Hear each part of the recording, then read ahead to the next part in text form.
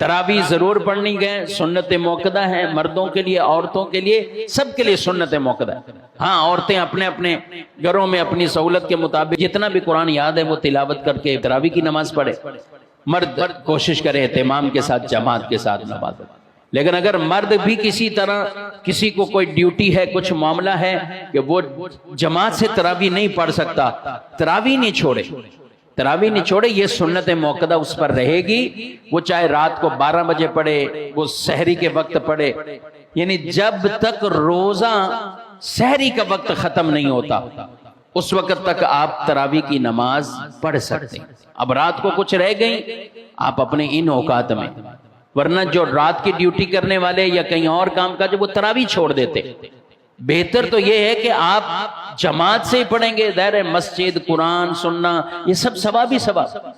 لیکن میں ایک وہ سہولت کی بات کر رہا ہوں کہ اگر کسی کو واقعی وہ نہیں آ سکتا